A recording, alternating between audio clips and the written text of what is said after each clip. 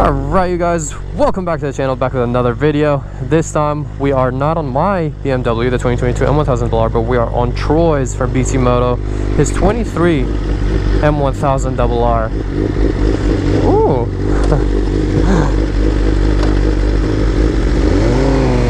Whoa, this feels so different. What the...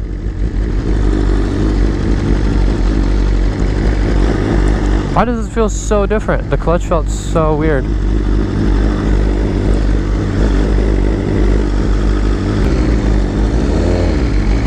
Yeah, the clutch on it, the release is like way, like down here. Mine is like way at the top. Yeah, if you guys remember, I did do like a first ride thing on this bike way back when it wasn't even unlocked or anything, so it kind of didn't really count. This one has a full system. Well, it has pretty much, it's decatted. He kept the acro muffler, which is more than enough. It's just not as loud as mine, but he has the velocity stacks. He has all type of like goodies and stuff like that. So this is going to be a proper first ride review while we get some shots. Last time when I took it for that little spin, the main thing I felt is that the aerodynamics on this thing feels very different because of the bodywork. It just felt like it cut through the wind so much better than mine. That's the main thing I noticed. If you guys didn't know, in the last video we actually shot my M1000 versus this one, and they were pretty much neck and neck. Now this is not going to be also like a very, actually this is the maximum review because this bike is currently on E85, so it's actually a lot faster. But E85, if you guys remember when I did it on my M1000RR, it just felt more aggressive. It was kind of like it just wanted to go. We're also using my Mavic 3 Pro to get some drone shots, so we're going to be going a little slow, talking more about the bikes in the start, and then after that we'll open her up a little bit. He doesn't have too much gas. Oh, there you go. We went to the proper, yeah, we'll keep it on this side. At least I can see the gas because it is on E85. If you guys don't remember when I talked about it when I did my review with the E85, is that E85 drinks a lot more gas, so you empty out real quick. He started with a full tank, and just from the ride from there to here lost 3/4 of the tank.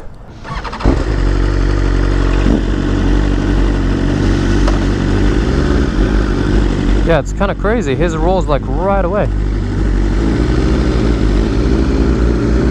When I rode the one, it was not broken in, and also it had actually the old seat because the new one has a new seat right here, which is wider and taller, so it's a little more like race positioned than mine. So this one is, you know, a proper, the maxed out M1000 that you can pretty much get. Oh, his tire pressure is all nice too. My tire pressure felt like kind of low in comparison to this one. But yeah, the main thing about it is I love this carbon cluster right here. That's the one thing that I really wish I can like take and put on mine as well. I've also never seen anyone ride my M1000RR, so this is nice and pretty. Look at her. Oh, there's the drone. I was like, where is it? It's all the way over there.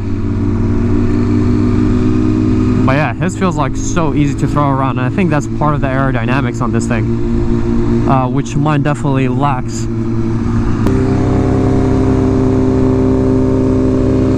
The SC sounds good.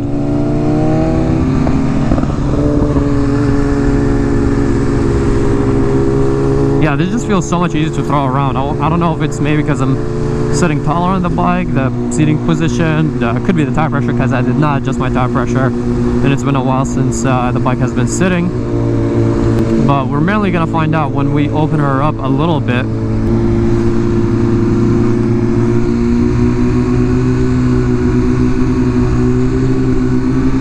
For the drone shots, we're getting some, you know. Yeah, definitely, like, I feel like the higher seating position makes it a little different, but this seat is definitely a lot harder than the old M1000RR, which is actually pretty much the same as the S1000RR seat. It just has like an M logo on it, which you can't even see on mine because I got a custom seat. So yeah, this is what Troy was saying. He was saying that pretty much the new ones feel more refined. The shifting is smoother, getting on the throttle is smoother. I think last time I did notice the shifting, but not as much of the throttle, so I'll try to pay more attention for that this time. Oh yeah, the shifting definitely feels smoother, which is kind of crazy because the BMW is kind of the top when it comes to how smooth shifting and the riding and everything about it is like the smoothest. So it's crazy that they even like improved that even more. Oh yeah, that throttle is definitely like very smooth. The way you kind of like just as soon as you hit it, like there's no jerk or anything. I mean, I was in 4th gear, so maybe if I do it now, still it's a very, very smooth throttle. So yeah, he was right. They definitely smoothened it out. It feels more refined, similar with the Ducatis. Even the new gen Ducatis, they feel a lot more refined than the older ones, especially like the 2019s like mine. Even though it's a V4R, they're not as refined as the new ones. The new ones feel a lot smoother, a lot more friendly, and the older ones feel a little more like clunky and raw. But yeah, the main thing about the new ones is obviously like the bodywork and the aero. Haha.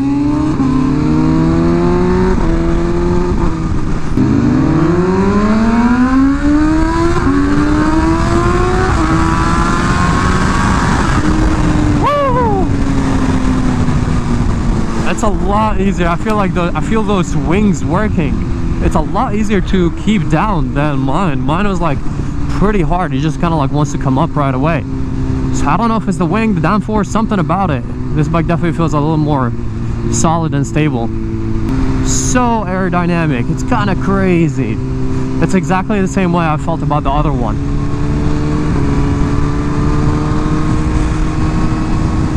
It does feel, in my opinion, not as aggressive, because keep in mind this is on E85. When I rode my thing on E85, that thing felt crazy. Like, you know, like it just wanted to go very, it was very intense. This is a lot more tame. That's how it feels like when you're riding this thing. It feels more tame, but also at the same time it's still really fast. So I really like it. I mean, if you're getting this as like your bike that you would ride more regularly and stuff like that, then this would be amazing. The main thing though is the aero on it. Like even when I tuck here, even my shoulders feel protected. It's not just like my head. I think it's just this really bubbly look, which I personally don't like. I'm not a fan of the look of this bike as much as the old one, at least. Bro, the aerodynamics on it are crazy. That's mainly what it is. The power, you're right, the quick shifter for sure noticed like that it's smoother. The throttle is a bit smoother. It's more, I don't know how to say it, it doesn't have that like punch. Especially the fact that this is on the E85, like this felt like very crazy and more raw. This is like feels more tame, and at the same time like tucking felt really nice, because even my shoulders were like protected, you know what I mean? Here it's like, kind of like your helmet mainly. Here it's kind of everything.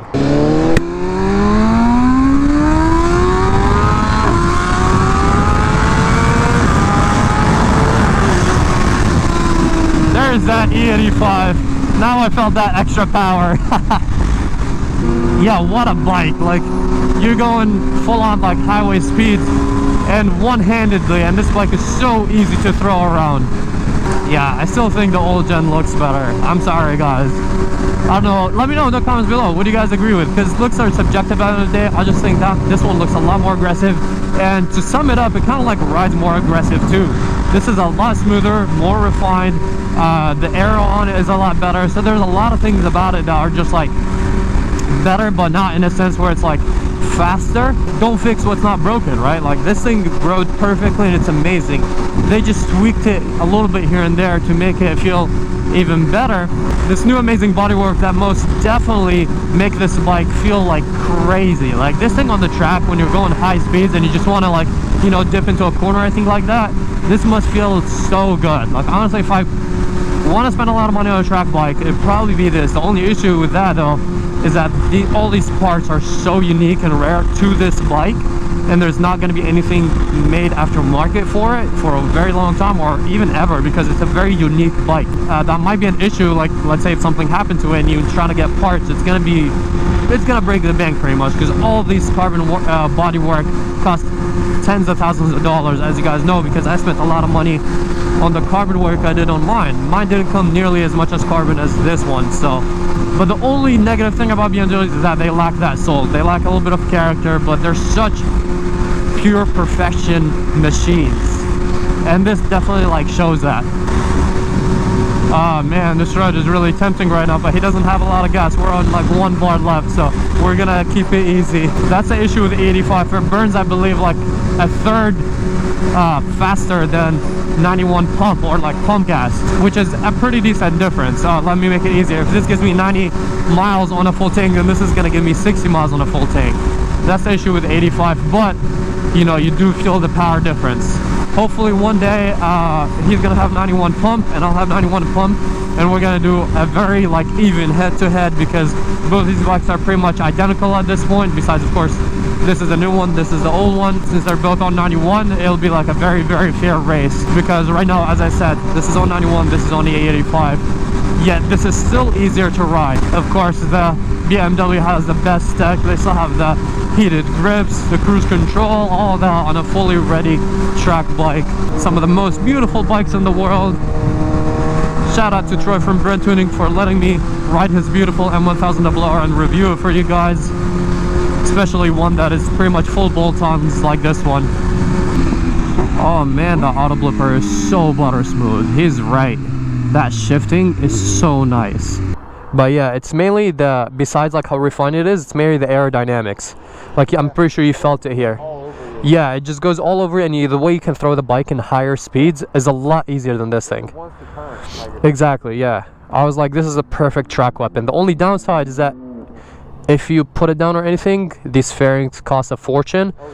And you're gonna wait months and months because nobody else makes them aftermarket. So these are the only downsides, to be honest. And for me personally, visually, I still think this looks more aggressive, which kind of makes sense. It looks more aggressive and it rides more aggressive.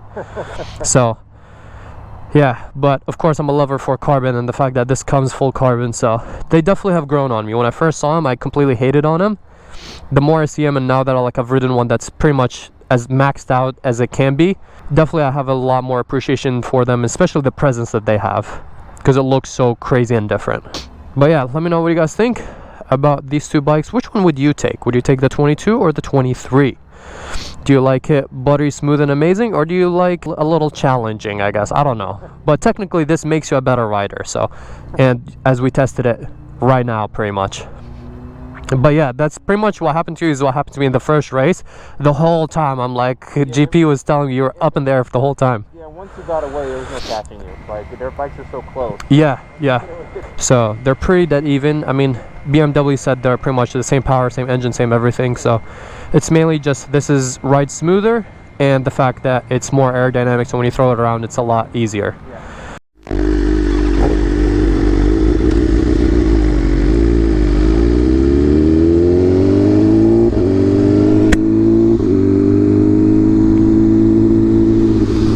Yeah, riding these two back to back, now I feel like I'm sitting lower, more into the tank and all that.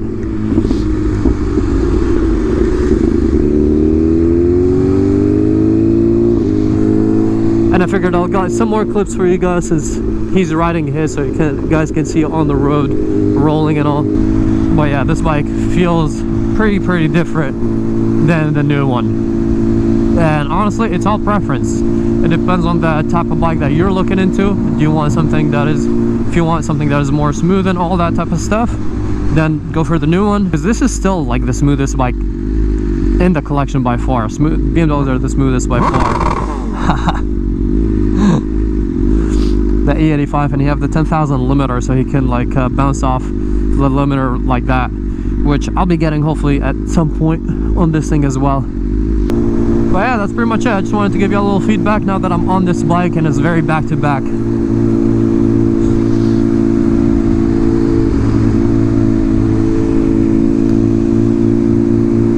Some of the most beautiful bikes in the world, in my opinion. Alright, bye bye.